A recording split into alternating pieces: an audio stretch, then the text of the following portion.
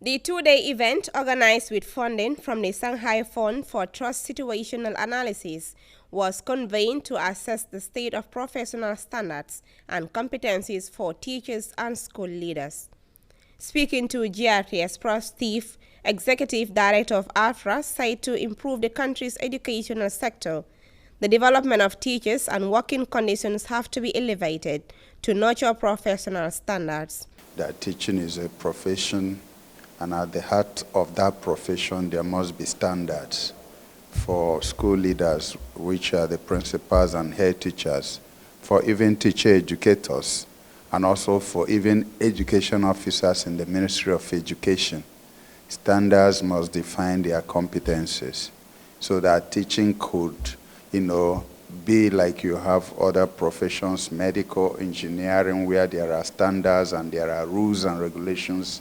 For Prof. Steve, meeting standards and competencies in the teaching profession and education system requires collective efforts to choose professional competent enough for the job. Key people involved in the teaching profession must have, and ensuring that they are well implemented in the Gambia, because it's been proven that implementation of the standards and competencies will greatly improve learning outcomes, that is, improve the performance of students of the Gambia, both locally and internationally.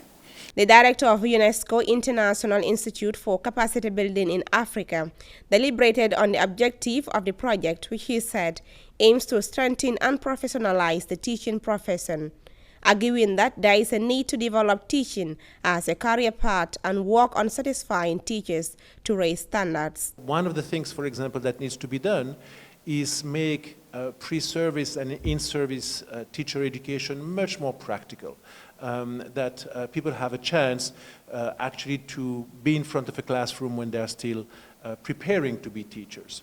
So this is one example, but there are many others, and what this project aims to do is to support the Gambia, to support Sierra Leone, and then to support other West African countries in improving the standards, the training, the working conditions for teachers. The Principal Education Officer at the Ministry of Education, Maria Machor, said the project is well timely as it will help complement the work they are doing.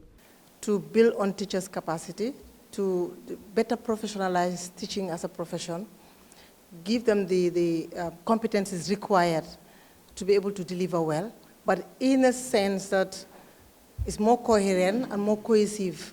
So a competency framework has been developed that maps out the career path of teachers from a student teacher to a newly graduate teacher to an experienced teacher to headship.